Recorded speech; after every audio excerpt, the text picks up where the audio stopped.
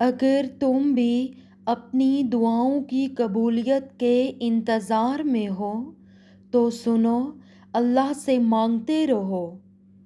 وہ ذات کبھی کسی کو خالی ہاتھ نہیں لوٹاتی۔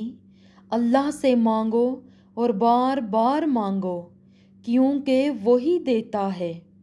جانتے ہو اللہ تمہاری دعائیں کب قبول کرتا ہے؟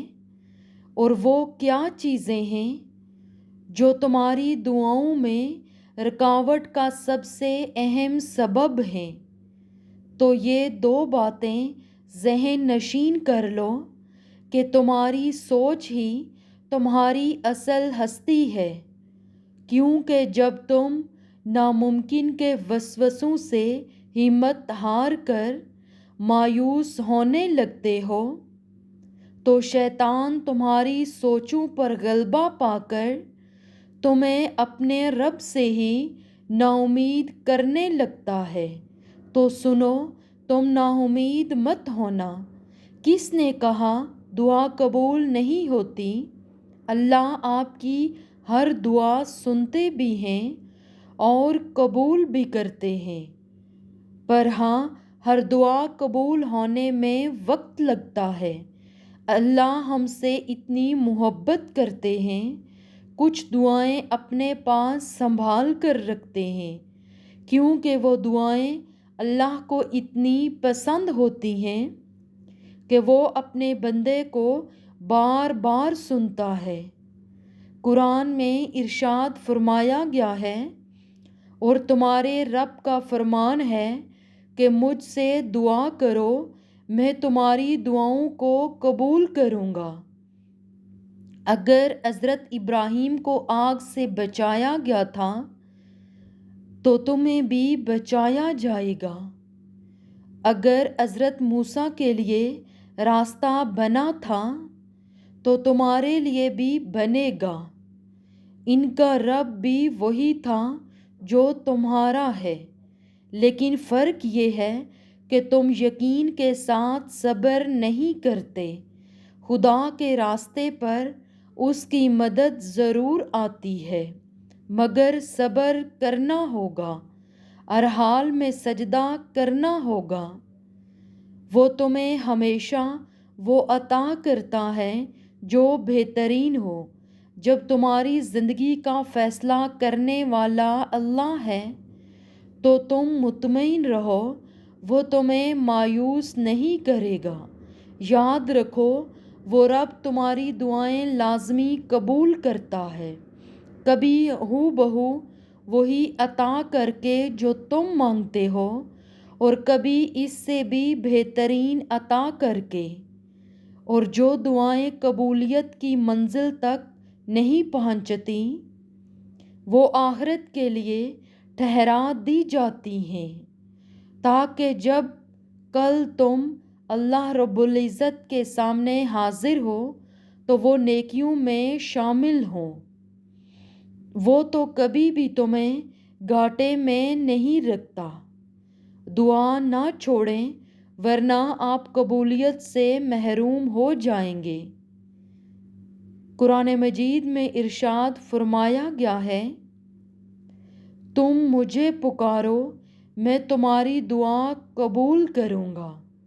دعاؤں میں بہت طاقت ہوتی ہے، اور جب تم سچے دل سے اللہ سے مانگتے ہو تو وہ کبھی تمہیں مایوس نہیں کرتا، کیونکہ تمہارا رب بہت باعزت ہے، اور اس کو حیا آتی ہے تمہیں خالی ہاتھ واپس لوٹاتے ہوئے۔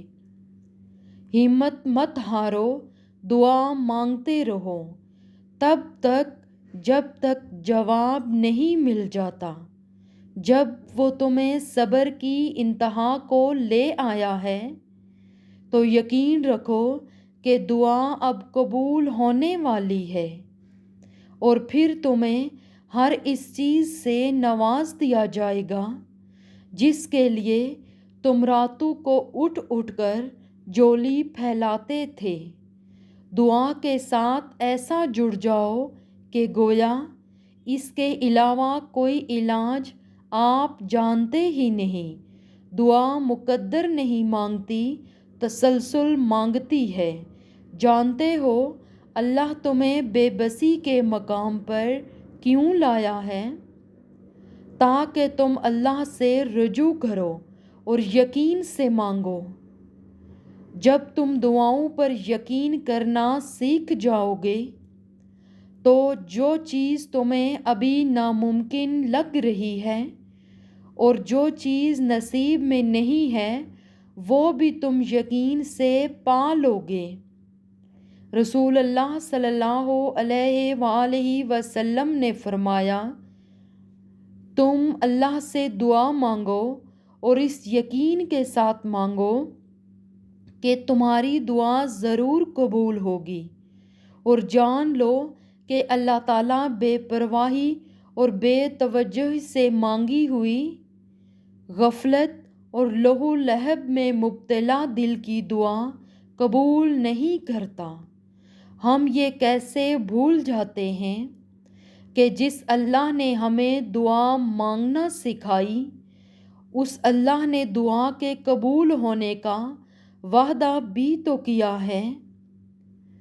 دعا تو مقدر موڑ دیتی ہے، تم بس یقین رکھو اپنی دعاؤں کی قبولیت کا۔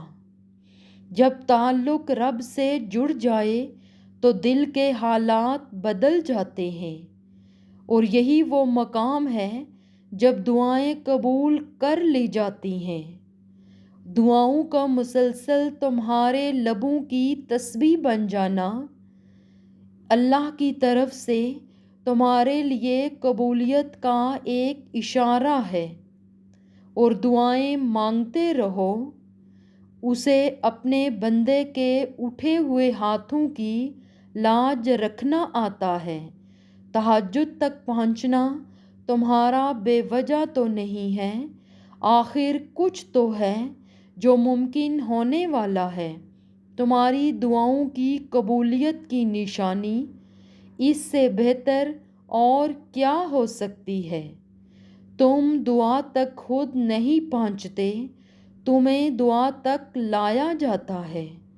تمہارے دل میں کسی چیز کے لیے دعا کا خیال آنا اور تمہارے ہاتھوں کا دعا میں اٹھنا ہی دعا کی قبولیت کی نشانی ہے، اور اللہ تمہیں نوازنا چاہتا ہے۔